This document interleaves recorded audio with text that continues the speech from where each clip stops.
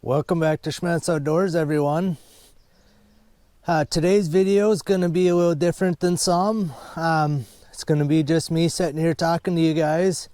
We're going to go over ways you can sell your fur and how I sell my fur.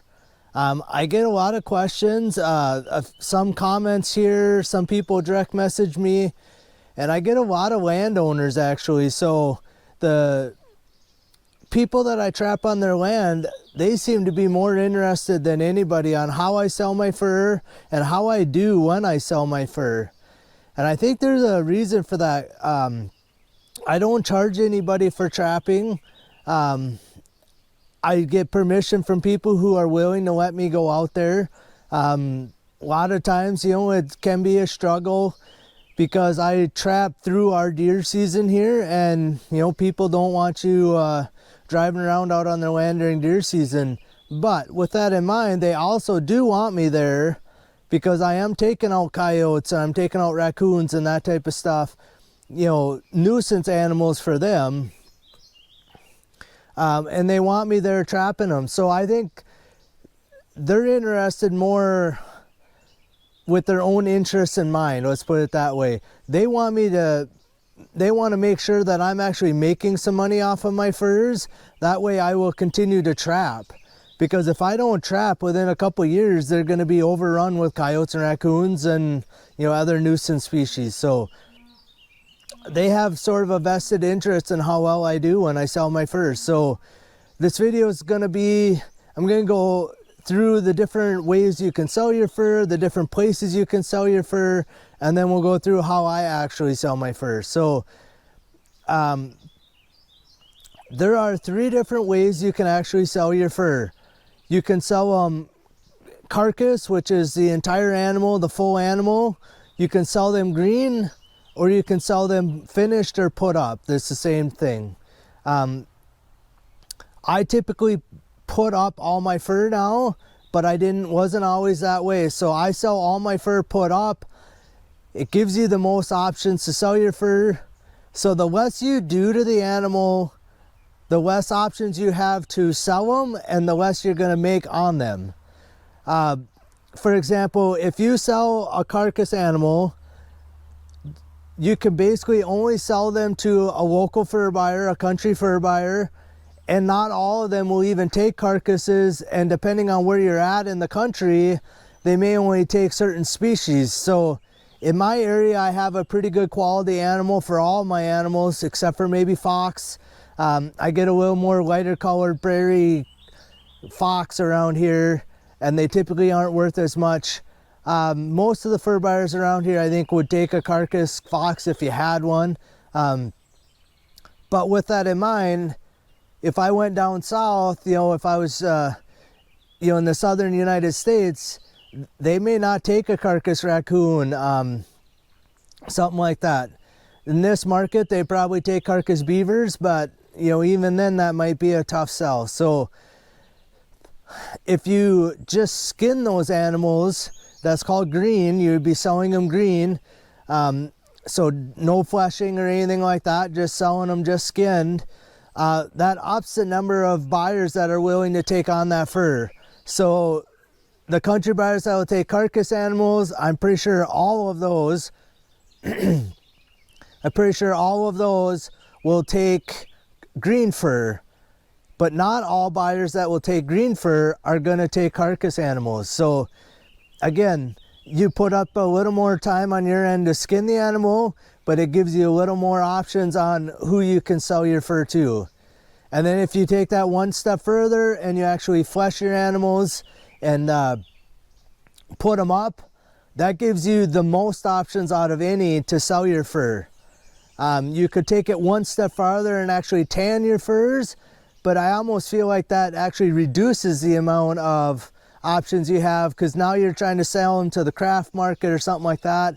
I don't think most country buyers probably won't buy tan fur They might buy some species of it if they have a market for it, but I think you might be a little tougher sell if you have tan goods. But the opportunity is to make the most money on tan goods. You could sell, you know, to the craft market or at a flea market, something like that. If you're selling tan goods, you know, you can make a pretty good profit per pellet, but it's going to be selling one pellet at a time. It also costs you a lot of times to have booths at those markets, that type of stuff. So there's a little more cost involved with getting it tanned and everything else, but your profit margin might end up being a little higher there. So I don't go through that last step. If I have any furs tanned, I tan them for my personal use, just for some wall hangers. You know, some of the animals that, you know, mean a little more to me than others. For example, like 2 years ago, I caught the 32.8 pound raccoon. You know, I had him tanned. He's by far the biggest, or not by far, but he's the biggest raccoon I've ever caught. I may never catch another one that size that actually had beautiful fur, had the full tail, all that on a raccoon, on a big boar raccoon. You know, I catch quite a few around here that have bobtails, so the fact that he had his full tail still, you know, it was worth tanning it, and I have him hanging in my house here. So I don't tan fur to sell them. I put up all my fur and sell it that way. But again, that wasn't always the case. So when I first started trapping, I didn't know any better. I actually watched YouTube videos, so doing the same thing you guys are doing, and I learned how to skin. And the first season I caught 3 raccoons and a coyote, all snared. I didn't know what the hell I was doing, I'll be flat out honest with you, but I did snare some coyotes, or 1 coyote and 3 raccoons. I sold those green. I skinned them, and I had a local buyer that come fairly close to my house here that I went and sold them to. There are instances where I have sold carcass goods as well. I've sold green goods, and I sell finished goods. The carcass goods, the only time I've ever sold carcass goods is I actually went out coyote hunting the day before I meant to go meet my fur buyer. And I just, you know, I basically hunted the night before, ended up getting 2 coyotes. And then the morning after, I got 1 coyote on my way to the fur buyer. So, I mean, literally it was still warm when I got to the fur buyer. It was that fresh. So I took those, I could have skinned the first 2. And probably should have, but it wasn't worth my time, you know, that late at night to skin them when I knew I was going to meet the fur buyer the next day. So I sold 3 coyotes total in my life in the carcass, or in the round. I don't plan on ever doing that again. It just, the timing worked out. I do not hold fur over from one season to the next. I'll put that out there. Unless like I happen to catch like some spring beavers here, some nuisance beavers, those I typically will hold to the next season, just because I only have a couple of them, and it's not worth trying to meet up with one of the fur routes or whatever to get them shipped to the auction, or to get them to my local buyer, because he's not all that local to me, and we'll get into that in a minute. But I do not hold any fur over, so all the fur I catch in the fall, I try to get that put up. All right. So let's move right into put up fur. Put up fur gives you the most options out of all the 3 ways that most people would sell their fur. So carcass, green, and put up, or finished. Same, put up and finished are the same term, or mean the same thing. So a finished pelt is a fully scraped, dried, you know, pelt. So you're scraping all the fat off, you're putting them on a stretcher, you're drying them until they're completely dry, and then you're selling them. Gives you the most options out of all the ways to sell your fur. So pretty much every fur buyer is going to buy put up fur. Grownwald is, country buyers are all going to buy put up fur. Some prefer that way depending on the species, that kind of deal. And it also gives you the option to send them to the auction house. The auction house I refer to as Fur Harvesters Auction. They're the main auction house. You also gives you the opportunity to sell them at a lot of the state fur association sales. I I think some of them will let you sell some green fur, but most of them probably prefer you sell put up fur at the state sales as well. So it gives you the option to sell your fur in the most amount of places. If you don't like an offer, you can take it back. It stores the best out of all the fur. You don't need to put finished fur in the freezer. Even though I will, if I do have some fur I'm holding from like, you know, spring of one year till the fall of the next year, I typically will either not put it up or I will freeze it, put it in the freezer. I just don't have a very good spot to store it. You need to have a fairly low humidity and a cool place to store it so it doesn't spoil. You definitely don't want to store it outside anywhere where you can get moths or any other bugs into it. You want to store it inside someplace. So again, I typically will throw the few things I carry from one season to the next. If I put them up, I will throw them in the freezer and store them that way from one season to the next. All right, so we're gonna get in. I think that's kind of the gamut of the 3 ways you could sell your fur. So let's get right into how I actually sell my fur. Right now, in 2024 here, I typically split my fur up and I will sell about half of it to a country buyer and I will ship the other half to the auction house, to fur harvesters. The reason I do that is kind of twofold. I split it up in a way that I feel like I make the most money off of those individual pelts. If I have a little bit lower quality pelts, like a real early caught or a sucked out female raccoon, something like that, my local country buyer would typically pay me a better price on those than if I sent them to the auction house where, you know, they may even grade them no value, to be honest. He may only be giving me $1 or $2 for that same no value pelt, but I also am not paying the shipping on it up there and all that stuff.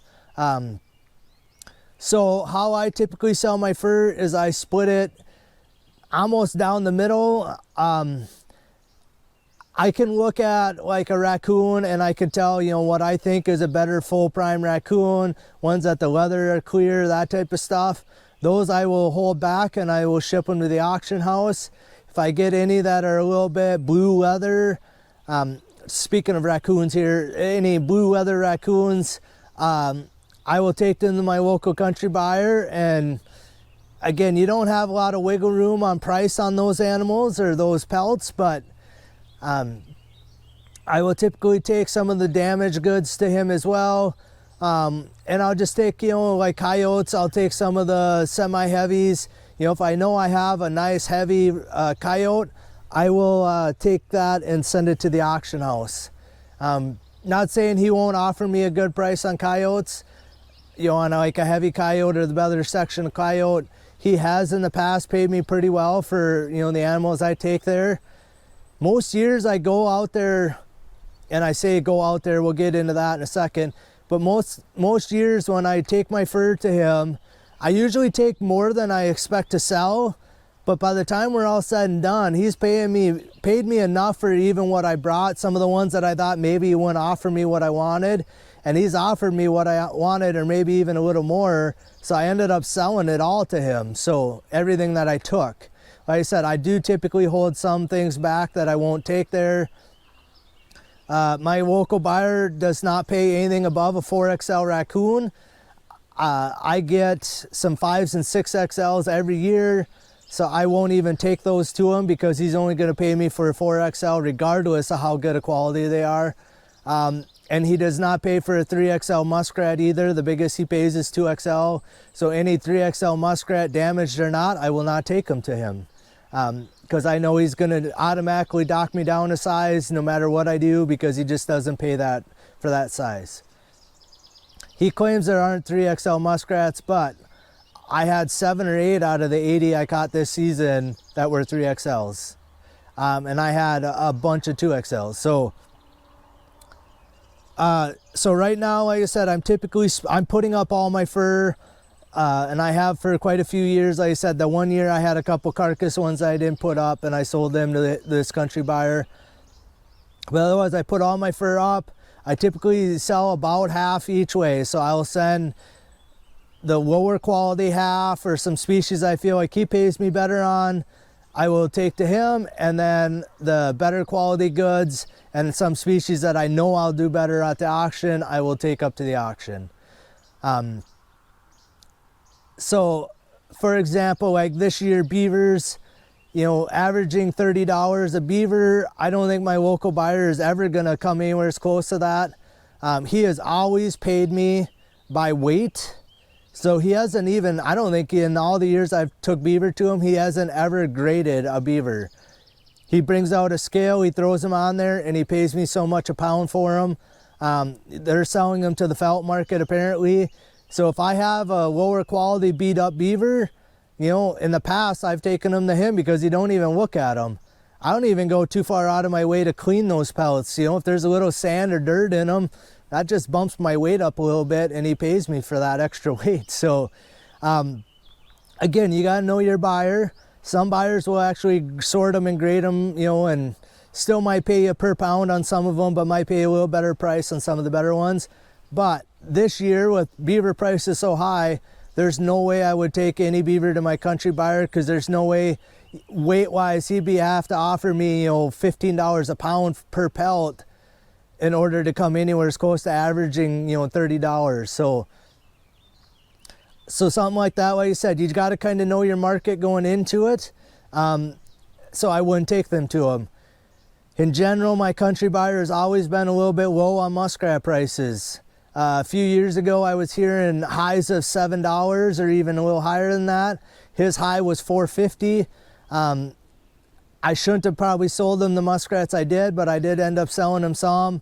Not at that $4.50 tops, but I sold them some muskrats anyway.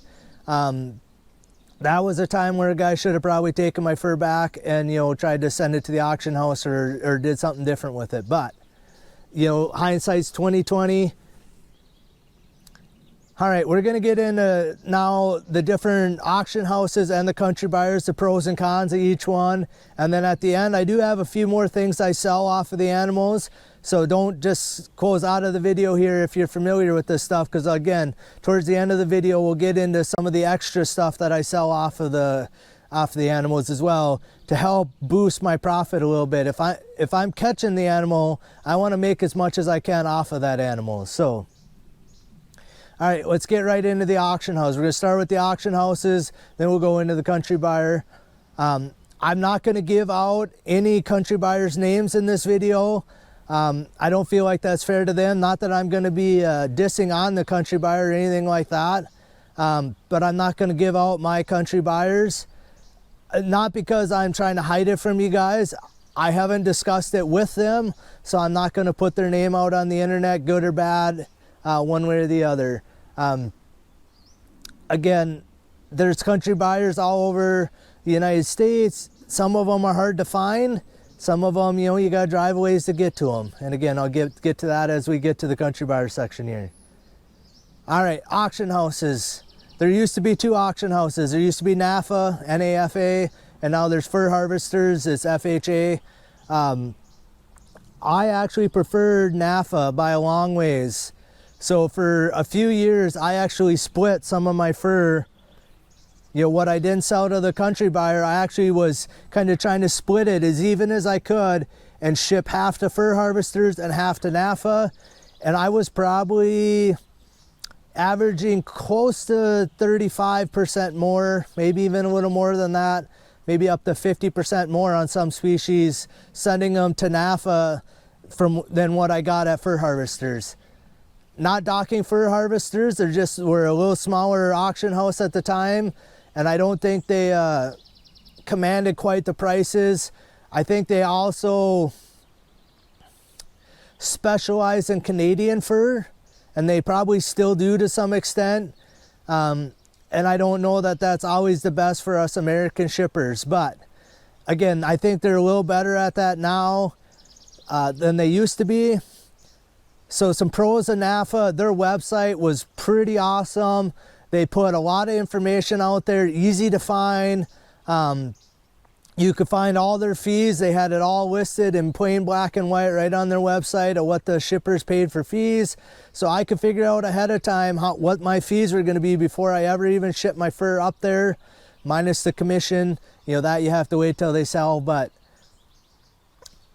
FHA, I can't tell you what they charge for drumming fees on anything.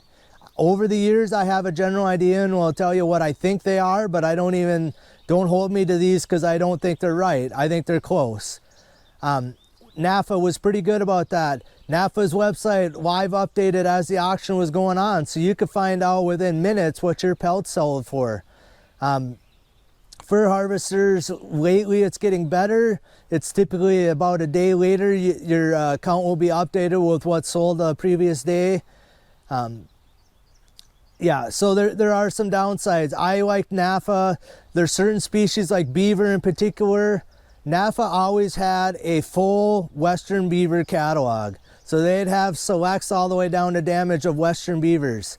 Fur Harvesters does not have that. If you look through their beavers, they have the full gamut of grades on the Eastern beavers. But once you get to the Western beavers, I think the last auction, the highest they have is a 1-2 grade. So no number 1 grades and no select grades. I had several times, I had a second lot, not the top lot, but the second lot down of Western beavers through NAFA. Fur Harvesters, the best almost all of my beaver have always graded a Western beaver at both places. I've had like 2 or 3 over the years that have graded Eastern. So my beavers are typically a little lighter colored and they will have, from what I understand, a little longer, silkier hair, kind of same thing as coyotes, than an Eastern beaver. So they put them in a separate grades. And again, the best grade I can get is a 1-2 grade through Fur Harvesters.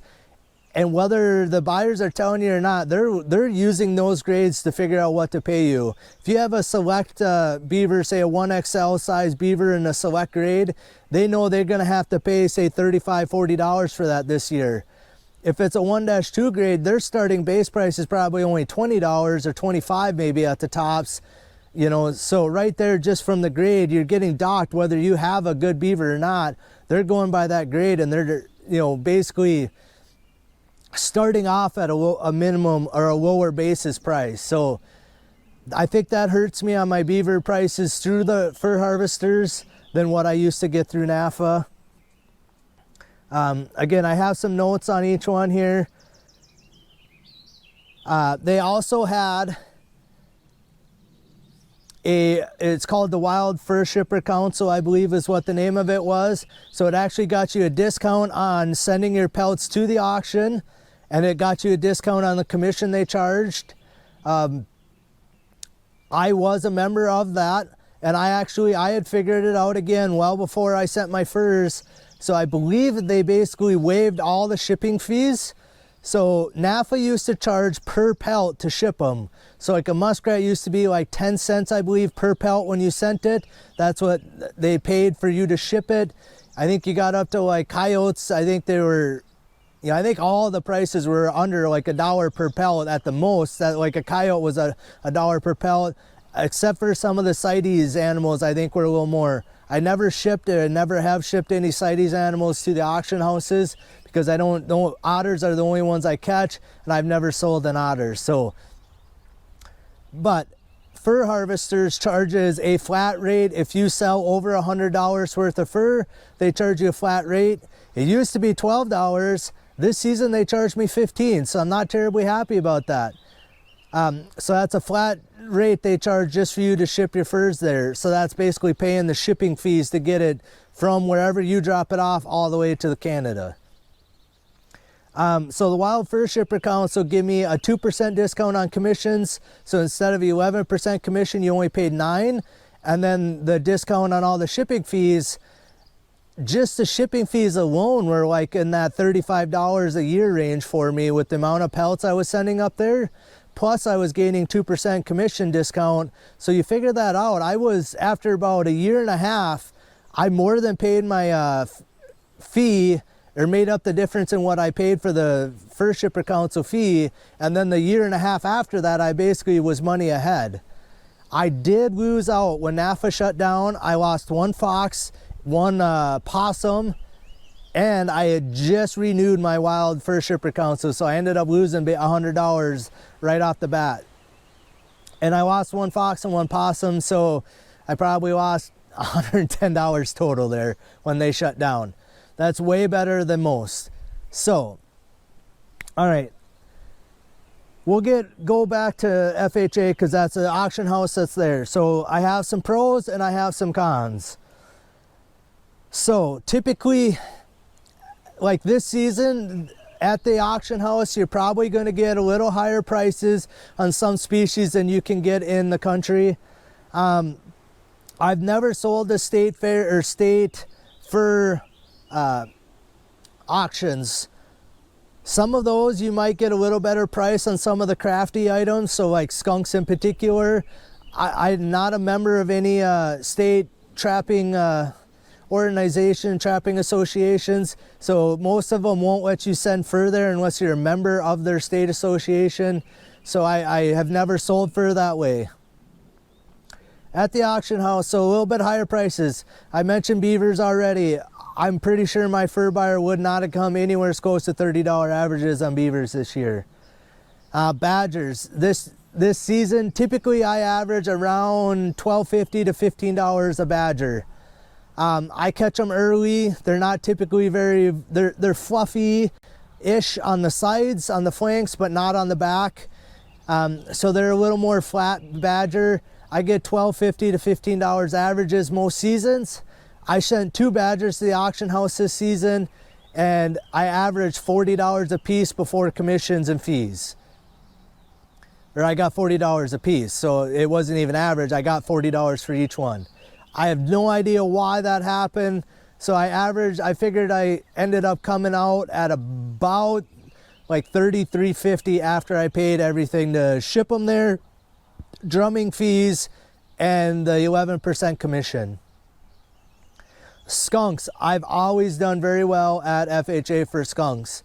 Since I've actually been putting up skunks, I've been shipping them to them. Not all of them all the time, but I have shipped most of them there. Again, this year I had top lot skunks again this year. I had top lot skunks last year. So I got $40 a piece for a couple skunks this year. Again, a local country buyer isn't going to pay you $40 top end for skunks. You know, they're going to probably start at 20-ish, 25 maybe if you're lucky, and go down from there.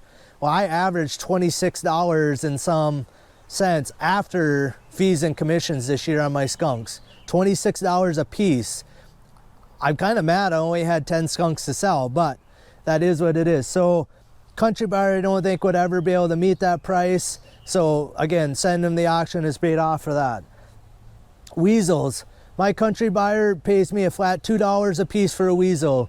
Doesn't matter what size it is. I should ask him if it matters if you actually skin them or not.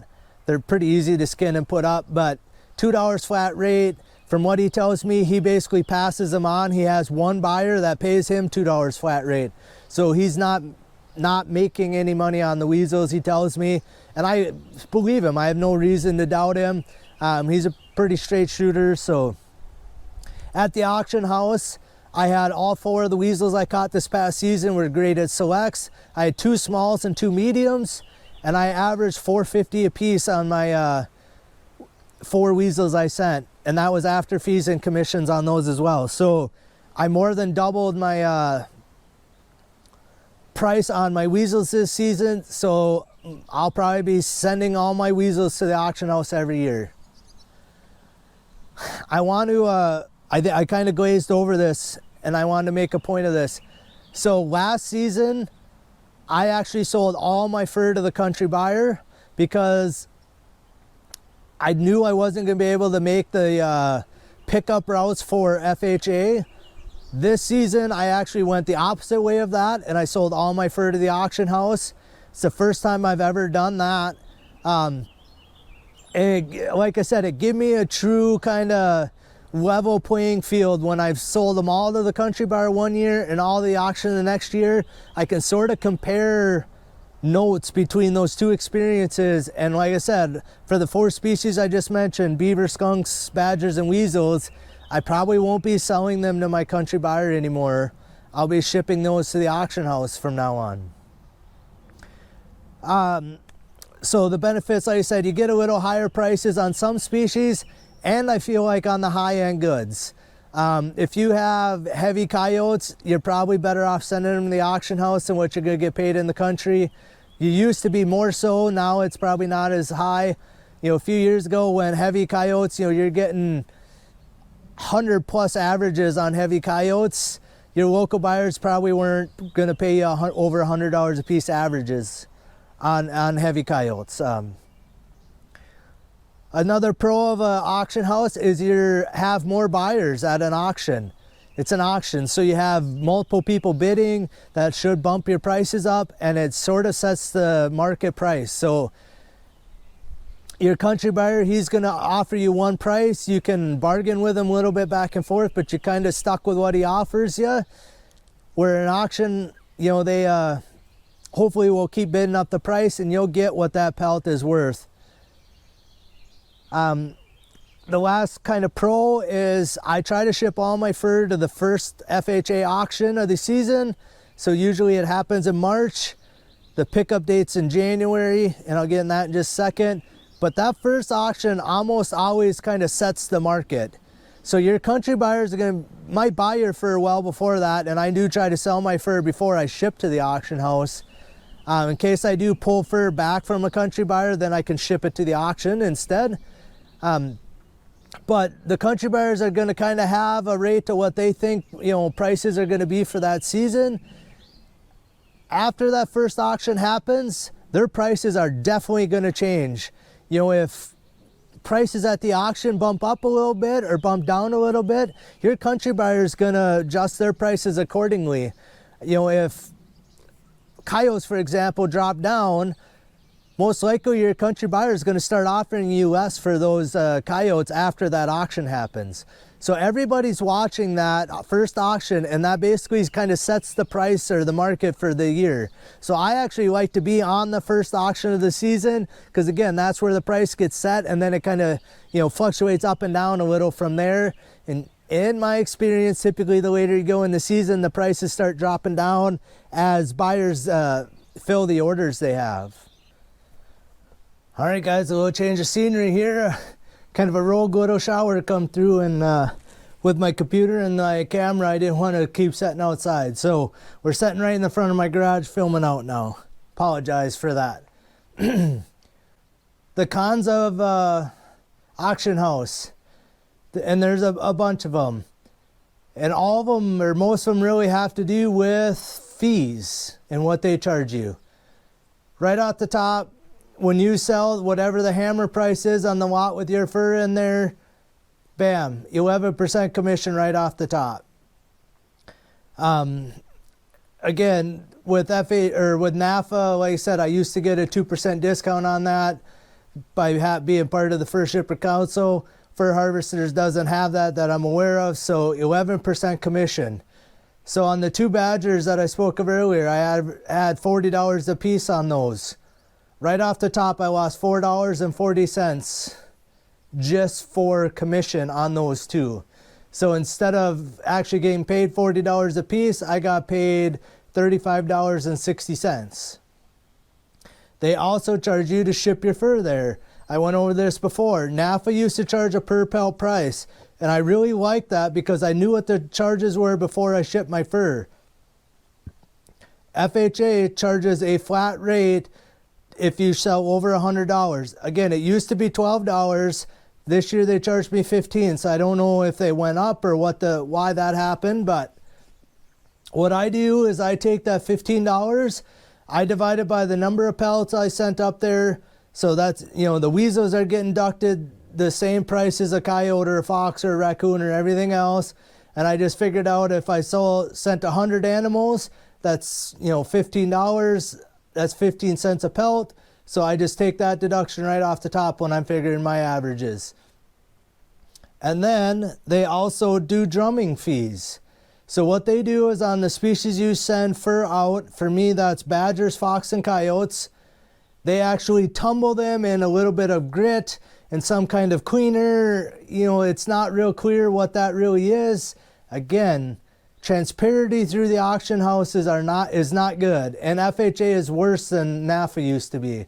But they tumble your fur, and supposed to clean it, make it as fluffy as possible. I clean my fur very thoroughly. I make sure there's no burrs, all that, and I make sure they're fluffy. But you are wedging them into a shipping bag when you're sending them. So I don't know, I kind of go both ways. I don't like that they charge me for drumming them and that they're throwing my pelts in with somebody who's maybe not taking the care of their pelts as I do. You know, and dirt from their coyote might be getting on my coyote and actually making it look less. You know, or, you know, taking away from what my coyote would have looked like had they not drummed it. So drumming fees, huge thing with me, and it really upsets me, makes me mad. They don't advertise what their drumming fees are, and I still have not been able to figure out what they are. I've even contacted them, and I didn't get a very clear answer as to what they are. So the best of what I could figure out on the 3 species I send is coyotes. It's roughly 75 cents a coyote they're charging you for drumming fees. Badgers and fox, it's roughly 50 cents a piece. And again, those are rough numbers that I figured out on my own just off of, you know, the fees they've charged me and the number of pelts that have sold and that type of stuff. So yeah, NAFA was very clear. I think NAFA was even higher. It was like $1.50 for a coyote, but at least I knew what it was going into the auction. It was clear to me, you know, I was going to lose, you know, X number of dollars or cents to ship it there and $1.50 fee for drumming it, and then my commission off of the top. FHA is very bad at that. They're not transparent at all. To me, they cater more towards the buyers and not the sellers. If you're a buyer, you might disagree with that, but they charge us sellers a lot of fees, and they don't give us much for what they charge us. They claim that, you know, they're using some of the fees for advertising and marketing.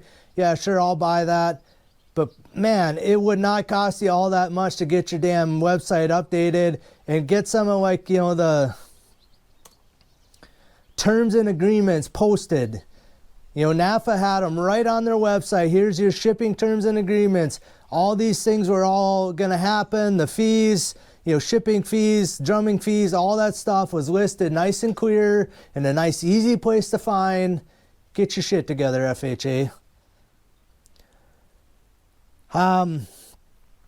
So another downside is you have to wait to get paid. If I go to a country buyer, I walk out of there with a check with whatever I agreed to sell. At the auction house, so here's how it typically works for me. I try to get on the March auction. My pickup route to get on the March auction is typically early January, like the first weekend in January or thereabouts. So I need to have all my fur put up and ready to send by that first weekend in January. I ship my fur. Somehow it makes its way all the way up to Canada to the auction house. The auction, typically the first auction is usually the last weekend in March. It has been for quite a long time. So that's when they sell your furs, but they don't always sell it all. So they will figure out what your fur should be valued at, and they will put a reserve price on it, which I actually do like. I guess I missed that in the pros, but I like that they kind of hold the line sometimes with reserve prices. There are times where it gets to be a nuisance, but I do like that they kind of hold the line, and they aren't going to sell your pellet for 50 cents when it should be worth $5. That way it makes the buyers actually bid on your pellets, pay a fair price for them, or they're going to hold them to the next auction. So once the auction's done, if you do have pellets that they didn't sell, they do a thing called private treaty, which I don't agree with it either. So private treaty is basically if they couldn't get the reserve price met on the auction floor, the buyers can come in after the fact and buy up those lots for a set value. My problem with it is they don't advertise what those set values are.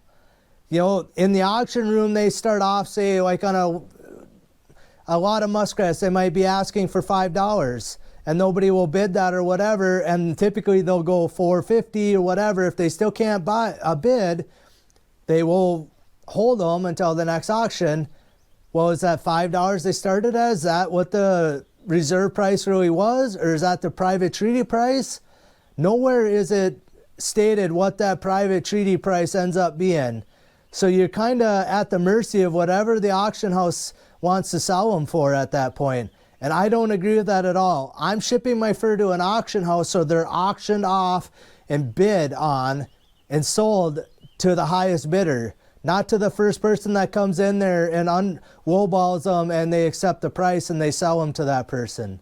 So private treaty sales typically go on for what I understand about a week after the auction ends. So back to the private treaty thing. So there is one thing that I do think sort of helps once in a while. If there's only one bidder interested in a lot, obviously the bid isn't going to be bid up and they might not be able to get to the reserve price. So in that instance, like I said, it does make a little sense to have a private treaty sale so that buyer can still get the pelts that he wanted. It's just, tell me what that's going to be before you just sell them. And they could sell them anytime between auctions is what I've figured out. But typically they'll do private treaty sales for a week after the auction happens. And then basically the buyers have like 2 weeks after that, it's called prompt date, in order to actually pay for their lots. And they only pay a percentage down is my understanding. And then the lots are theirs. And then if they pay their percentage down after that 2 weeks, then us senders or trappers or sellers will finally get paid. And then you're talking, for me, I get a paper check still. It's a week later than that. So if the auction happens the end of March, it is easily end of April before I see my check. And I think it was even the first week of May this year before I got paid. So you have to wait to get paid. But there's more. If your lot doesn't sell on the auction room and it doesn't sell during private treaty, they will hold that lot till the next auction. I actually think that's sort of a good thing if they sell them at the next auction. I have muskrats that have been at fur harvesters for 3 years now. There's only a few left that are 3 years old. I have some that are 2 years old and have some from this year. Again, last year I sold all mine to the local buyer here, so I didn't send any. But I have muskrats from 3 years ago, some from 2 years ago, and some from this season that didn't sell. So I have not gotten paid for those muskrats. So 3 years on and I still haven't got paid for them. So eventually they'll sell and I'll get paid. They're the higher end, the bigger sizes, better grade muskrats. So again, I'm sort of okay with them holding them up until the point if they hold them so long that the value of them starts decreasing because they're getting stale. I want every piece of fur that gets sent to the auction to sell at that auction, because otherwise you just keep getting a backlog of pelts and it just keeps getting worse and worse. I want them to, even if the prices maybe aren't as good as a lot of people would like, me included, I want them to keep cleaning out the pelts every season. You know, it's okay to hold the line on a few things, but I don't want you holding half the catalog of muskrats back every auction because you get that many more for the next auction and you just keep setting on those same quantities. Well, the buyers know that there's no shortage, so they don't have to necessarily bid on them because they know they can come back and buy them private treaty anytime they need them then. I want the buyers to know they have to buy them at the auction or they're not going to get them for that season. And I think that's going to, you know, kind of kick them in the butt, say, hey, I got to bid the price up because I need to have these, you know, to fill the orders I have or to make the garments that I want to make. I have to have these muskrats, and if I can't come private treaty and buy them, I have to buy them at the auction, and that's only going to help us trappers and shippers. So holding fur over for years does not work for me. Holding it for an auction or two, I'm okay with that. Again, I do like them holding the line on the reserve prices. I don't like the private treaty sales because, again, I don't feel like that benefits us trappers because it's all done behind closed doors. It's just not transparent. That's my only problem with it.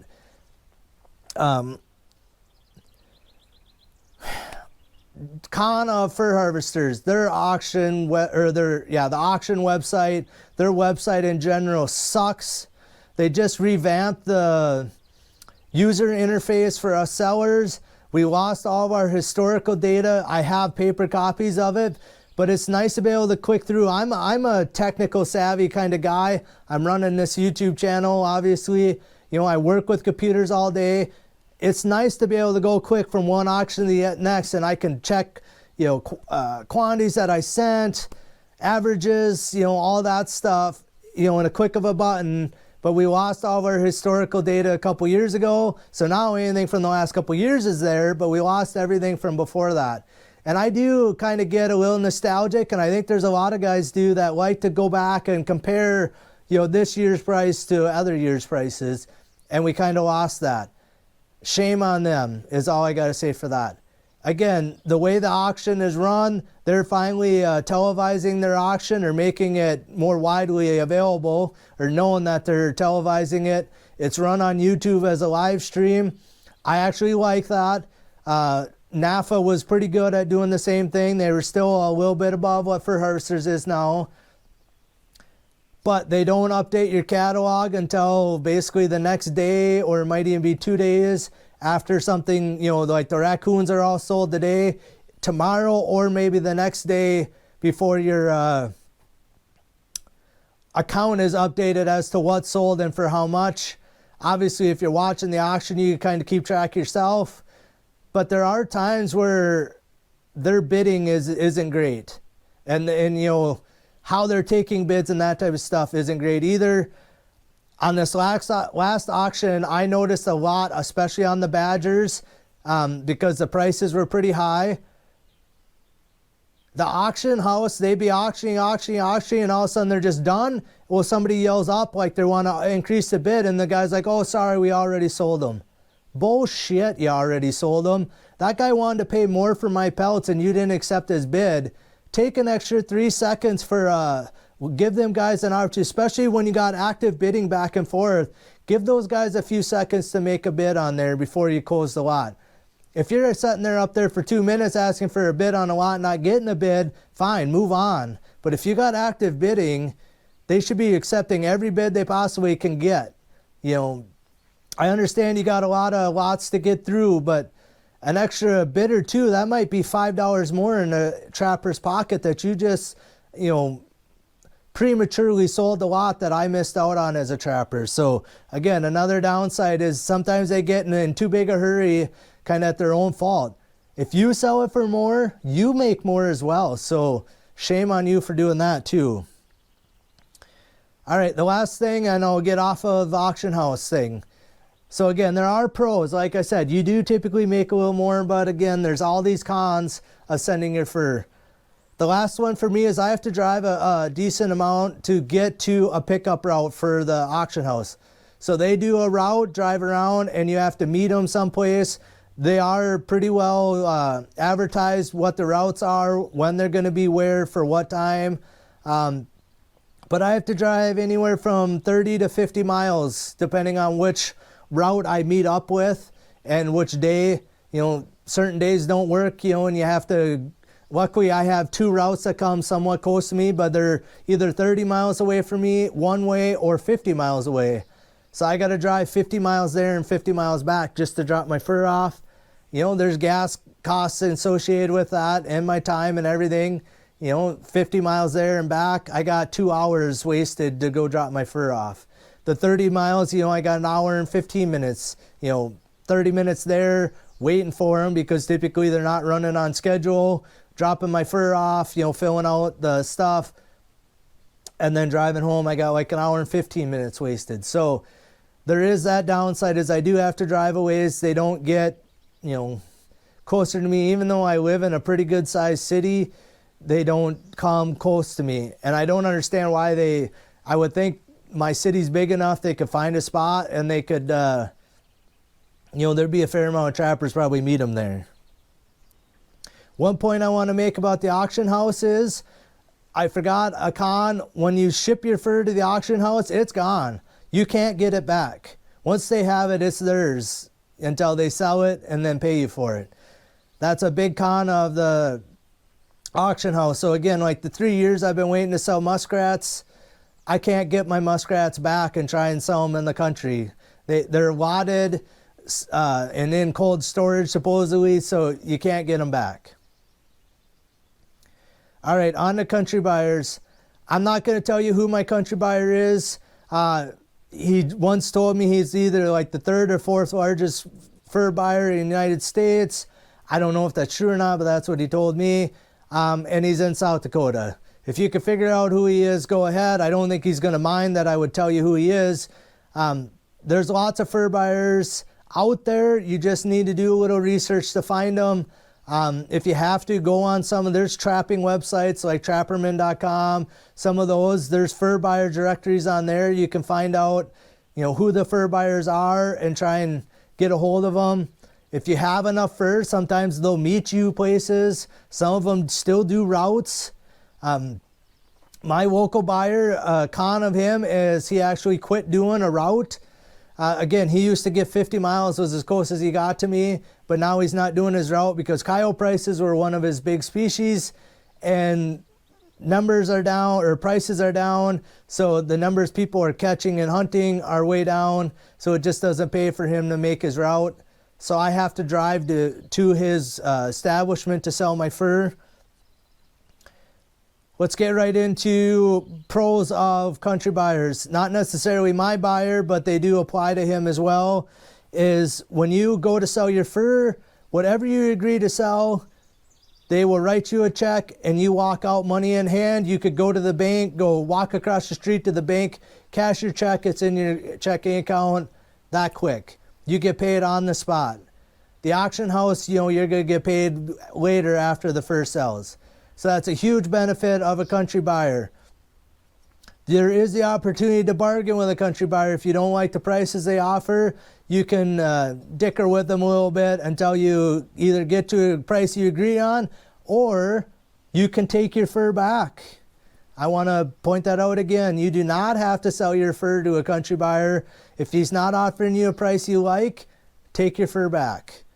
There are other buyers out there. As much as it is a pain to try and find them and get to them to try and sell your fur, you do not have to accept their prices. I guess that was my next point, is you don't have to take their offer. And the last kind of pro is you can dicker on price a little bit. You can bargain back and forth on prices until you're either happy with the price they're offering and take it, or you could take your fur back with you. All right, the cons. For my buyer in general is typically he's a little lower prices on muskrat, and he doesn't pay for 3XL muskrats. He doesn't pay for 4 or 5 and 6XL raccoons. So again, I don't want to take those pellets to him knowing that he's going to pay me a 4XL price at best. Again, I mentioned that he used to run a route, but he ended up, the last few years he is not. So for me, I have to drive, it's about 2 hours one way to get to his shop to sell my fur. It costs me essentially a full tank of gas, if not a little more, to drive out there and back. So, it costs me $50 plus in gas, depending on gas prices, just to drive and take my fur out there. So there's no commissions or anything like that selling it, but that is a cost that I have to take into account, is the $50 it's costing me to drive out there and back.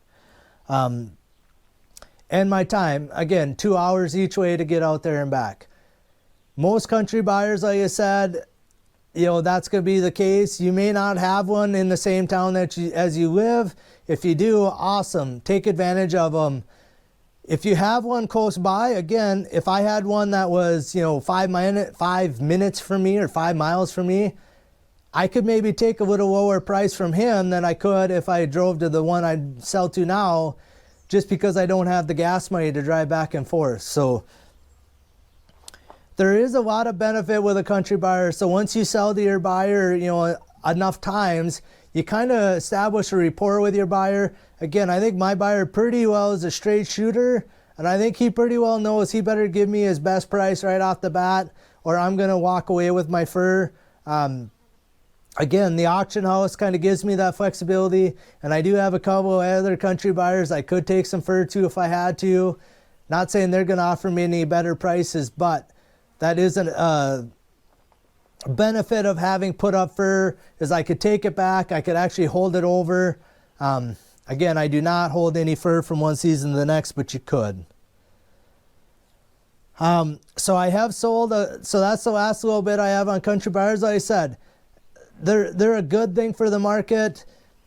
Grown Wild Fur and Wool Company, I could give or take, whether you want to sell to them or not. I understand they're convenient for a lot of people because, again, they do come right to your town most of the time, or, they have substantial routes that they run.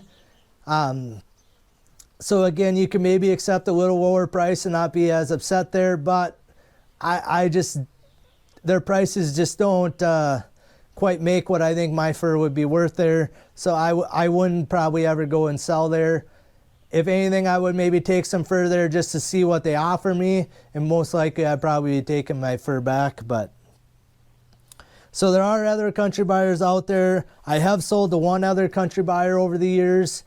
When I first learned to put up fur, I actually picked up 4 roadkill raccoons, that were in good shape. I skinned, and then I learned how to flesh on those 4 roadkill ones, because again, they weren't the best quality pelts to begin with, so I really wasn't out a whole lot if I cut or tore holes in them. And then I took them to a country buyer that was a little more local to me, and sold them.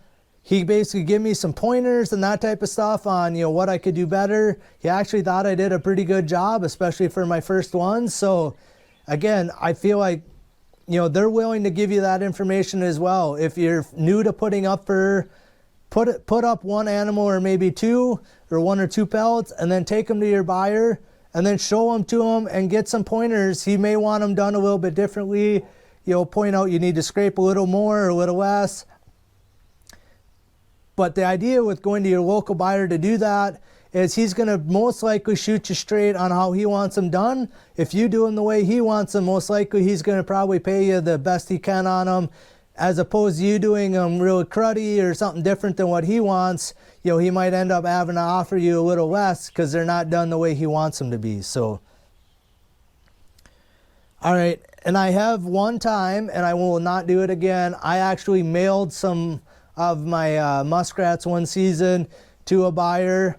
I found a buyer online. He was looking for just muskrats. A lot of things happened there, so that would kind of shy me away from shipping fur before you get paid for it. I got paid before I shipped them, but the buyer didn't actually want to do that, and I didn't want to ship before I got paid, so we're kind of in a catch-22 there.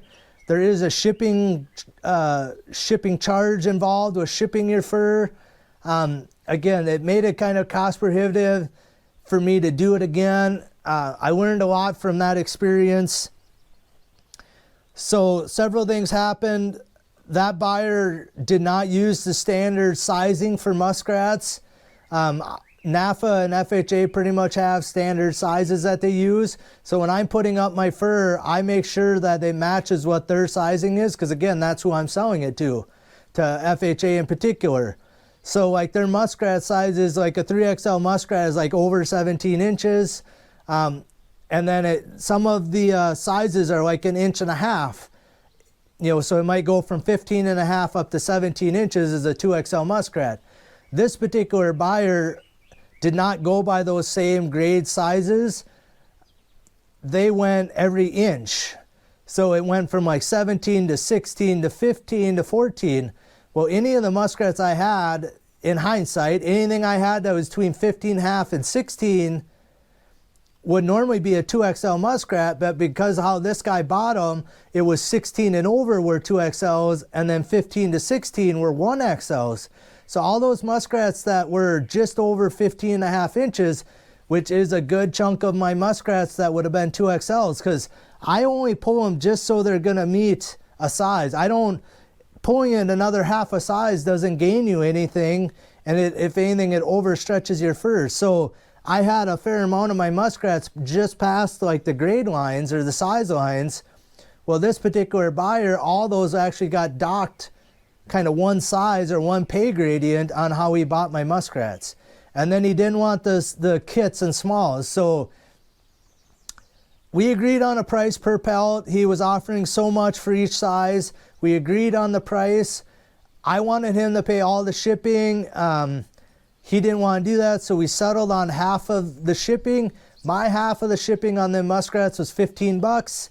I only sent about 30 muskrats, so it ended up being about 50 cents a muskrat I took off the top just for shipping them to him. So I actually ended up averaging just under $2 a piece for all those muskrats I sent. And those were all my bigger size muskrats. And that season, again, the prices, some of the highs were going like $7 or $8 for, you know, like a 3XL, 2XL muskrat. So, sort of learned my lesson there. I should have held my ground. I should have told them that mine are graded this way and these are the prices I want for each size. If he wanted them, he would have agreed to that. Otherwise, you just walk away. And then the shipping. The shipping should have 100% been on the buyer, in my opinion. I figured out what I needed to get for my muskrats, and that was the price we agreed on. And then the shipping come about after the fact. So I should have held my ground on the shipping and not paid for the shipping on my part. I should have made him pay the shipping. That way I still got paid the averages that I wanted. Not that 250 average was great, but I would have been more happy. I'd have been happier with 250 than I was with $2. So I won't be shipping fur to anybody. And then I have sold a little bit of fur privately. I had a gentleman want to tan a few skunks a few years ago, so I sold him, I think 4 or 5 skunks that were put up and, you know, fleshed and put up, and then he was going to have them tanned. I think he was going to sell them at craft fairs or something. I don't honestly know, but I did sell a few. He's sort of a family friend, and I was happy to sell them to him. I probably sold them for less than what I maybe could have got otherwise, because again, he was a friend and whatever. That one I'm okay with, but yeah, I did sell a little bit privately. Again, and then I do tan a little bit. So I tan a few pelts every season, it seems like. You know, I've tanned a couple otters. I have a full set of every species that I've trapped. I have tanned and I have given to my father over the years. I have an otter and a raccoon and a couple muskrats in my own collection. The couple muskrats happened to be I went to sell to my local country buyer, and these two he didn't want or didn't offer me a price I was happy with. That's what it was. He didn't offer me the price I was happy with, and they were 3XL muskrats. So I took them back with me, and then I had an otter that season that I wanted to get tanned anyway, so I tanned those 2 muskrats. They are still by far the softest fur out of all the species I trap, in my opinion. So I do tan just a little bit of fur, but I've never sold any tan fur. I'm not terribly interested in going setting at a craft fair or anything like that to try and sell it. If I had a market where somebody wanted some tan fur, you know, I could get it tanned and sell it to them. The thing is with tanning furs, you know, you pay a pretty high price. Like a muskrat, I think it was close to $10 a piece to tan them because I only did 2. Where if you'd have sent like over 10 or over, you know, they have price breaks. Well, if you sent like 50 muskrats, you'd pay like half of what you do if you send just 1 muskrat per pelt. So if I really wanted to get in that market, I'd probably be sending more at a time to try and hit some of those price breaks, you know, and then it wouldn't cost you quite as much because I need to pass that price on to my buyers if I was going to sell tan goods. So, and I don't know, like right now, it's hard to ask somebody to pay, say, $75 for a coyote. You know, the pelt's only worth $15, but it costs you that much to get it tanned and to get it shipped back to the tannery and back to you. You know, I don't know if there's a lot of people going to pay that high a price for a tan coyote, but if I sent, you know, 25 coyotes and got them all tan, you know, and the tanning price was half, well, now I can maybe sell that coyote for $50, and I think you'd have a little better market. So, again, I just don't want to send my fur all to get tanned, and then I don't want the hassle to sell it. That's flat out what it is. More power to you guys that sell them that way. Honestly, at some of like the gun shows and stuff, some of those guys should be ashamed of the pelts they're trying to pass off, but that's a whole separate thing. All right, so now we're to the last couple things. The other things that I sell on my animals in order to make a little money. So there are more things than just the fur that you can sell. You could sell the actual carcasses sometimes. I don't have a market. I'm not really looking for a market. If somebody wants to buy them, you know, message me and I'll figure out how I could sell them to you. but I don't want to be freezing full carcasses and then trying to sell them to somebody. So I just dispose of them. I burn some of them. I get rid of them. But you can sell skulls. There's a market for skulls, and baculums or penis bones. There's a market for those as well. On beavers, the beaver castor, there's a pretty good market on beaver castor. As pelt prices go up, castor prices typically go down, and then vice versa. So a few years ago, I was getting $80 a pound for my castor, and I get a couple ounces a piece out of every beaver. You're talking close to $10 a beaver just on castor prices. And then skunk essence is, you can sell skunk essence. And again, I get roughly a half an ounce out of a skunk. Most of the time you can sell essence around $20 an ounce, from $17.50 up to $25, depending on who you're selling it to and that type of deal. A half an ounce per skunk, that's another $10 per skunk I'm getting off of just the essence.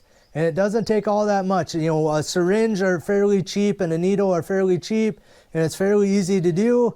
And I actually want the essence out of there before I skin them, because I don't want to risk nicking one of those pods and having pure essence spilled all over, right in front of my garage here. So I'm taking the essence out because I don't want to nick it when I'm skinning. I might as well sell it. And then the last thing is glands. You can sell glands out of some species, or quite a few species actually. Some of them make more sense than others depending on your trap line. If you're catching 500 mink, I'd be keeping some of the glands out of those minks because they're, worth quite a bit. I typically have only ever kept anal glands out of fox and coyotes. Typically they pay you so much a pound for them, or so much for a quart of them, or a pint or a gallon, depending on the species. They pay you, say $80 a gallon for coyote glands. So obviously I don't end up with a gallon of them, but a lot of times what they've done for me is they've just weighed them and then give me a price for them. Again, I'm already skinning the animal. The anal glands are fairly easy to take out of them, and then I just freeze them right away. And then when I go to sell some of my other stuff, I have a buyer that will buy the glands. I don't know sometimes if I get the best prices. There probably is other markets out there I should be looking into for the glands, but I do okay on them. I'm happy with the price I get for the effort I put in to get them. Skulls and baculums. The market can be flooded on some of those items. I have a buyer. Again, I'm not going to tell you who they are. And in this particular instance, it's because, like I said, I don't want them being flooded with offers to selling your skulls. But there are markets out there. You can actually clean the skulls yourself and sell them, again, at craft fairs, whatever, and they bring a pretty good price. I sell mine all raw, and then the person I sell them to actually cleans them and sells them. And then the baculums as well. They make different motifs and things out of them. It's actually pretty interesting art if you take out the fact that it's penis bones making up the art. It's actually quite interesting what they do with them. So there are markets for those. Again, a lot of trappers maybe aren't going to tell you who their market is, but there's ways to find markets for those things, and I encourage you to try and find them. I make $200 a year off of skulls and baculums probably. Well, that pays a good chunk of my gas. Probably paid half of my gas bill just on that. So yeah, there are buyers out there. There's probably castor. The most fur buyers, country buyers, and the auction house will buy castor. The auction house is a terrible spot to ship your castor. They typically charge you a shrinkage fee. So if you send a half a pound, you may only get paid for 6 ounces because of shrinkage. Well, even if it's dry, they still charge you the shrinkage. So it's kind of a jip, but they typically pay the best prices out of anywhere. So it sort of works itself out in the wash for some trappers. As to what you could get in the country, I have only shipped castor one time, and I only shipped a couple ounces just to see kind of the experience of it. And again, I don't know that I got paid a little less than what I got in the country that same year after I paid the commission on it and then the shrinkage fee and everything else. So There's lots of country buyers out there that will buy castor as well as buying your furs. Skunk essence, there's quite a few less buyers for essence than there is some other things, just because you need some kind of a handling system to handle the essence. You know, a fur buyer that's driving her out most likely ain't going to probably buy a bottle of essence from you. They want to measure how many ounces you have, and then you get paid so much an ounce for it. Some buyers won't pay you for the mustard that's in the bottom. I try to keep a fairly clean jar. You know, I'll get mustard, you know, in there, but I try to kind of, once I start getting mustard out of a skunk, I quit drawing. You know, I don't want to just suck a half a syringe full of mustard, because some buyers won't pay you for that. There are some lure makers and that type of stuff. You can sell both castor and essence to, and glands to. Again, there's markets out there. Just, you know, hop on the phone, hop on some of these trapping websites. You can find some of that information. So, all right, I know there's a lot of information in there. So again, I'll go just a quick summary of what I sell. I sell furs, half roughly to a country buyer, half to the auction house. I sell skunk essence, I sell castor, and I sell skulls and penis bones or baculums, and I sell a few glands. That's pretty much what I make. One other thing I want to mention on here is contact some of your counties and townships and that type of stuff. There's getting to be more and more townships and counties that are offering, and watershed districts that are offering bounties on beavers, and might even actually call you to go come trap them. But they're offering bounties. So I found a couple of them just kind of by accident. I was already trapping beavers in their township for several years before I realized that they had a bounty on them. Well, it's like, I missed out on some of that money. If I'm there trapping them already, why not collect on the bounty? So, and each township kind of has its own thing. The ones that I have in my area that pay a bounty, they want to know ahead of time where the beavers are at. And they want to maybe sometimes even go make sure they're even there before you trap them. They just don't want you bringing beavers from anywhere and trying to collect a bounty in their township or the watershed district or whatever. So each one has their own little rules on what some want to see the actual animal itself after you catch it. Some want to see, you know, where they're at before you catch them. But again, look into those things, because there probably are more townships and watershed districts and stuff that are paying bounties than you maybe realize. All it takes is a phone call to find out. You know, I found out from the county that they were paying a bounty years ago. Now the watershed district took over the bounty that they were paying.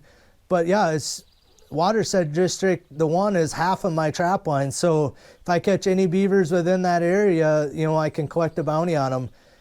In the last 2 years, I've basically paid for my gas driving around just off of bounties on beavers. And I don't catch that many beavers. You know, you guys, if you watch my videos, you know, I'll catch 5 to 8, you know, beavers a season, and I'm still making enough in bounty off of some of those that are paying for my gas to drive around. So keep a lookout for that. So I do collect bounties as well if I can. I'm always looking. I have one more township that I think is going to actually implement a bounty this season, but I'll, you know, I'm pushing them to that only because I do trap beavers in that township. But all right, I think that's all I have for you. I know there's a lot of information in this video. It got longer than I was expecting it to. If you think I missed anything or you have any questions, put them down below. Again, I'm not going to tell you who my actual buyers are for any of those items. Just kind of more for their protection and, you know, their protection and my protection. I don't want them flooded with extra accessory skulls and vacuums and that type of stuff. And if you want to find the fur buyers, they're easy enough to find if you want to put in a little legwork to find them. So Google is your best friend. You know, sometimes even just typing in fur buyer, you can find some buyers closer to you. So yeah, any other questions you have, feel free to drop them down below. If you feel like I missed anything, let me know. there is a little more to the grading and all that. I could get into some of that if some of you are interested in that, on how the auction house grades your furs as opposed to how a country buyer will grade your fur. All right, I think this went on long enough. I appreciate you guys for watching Schmattz Outdoors. We'll see you guys on the next one.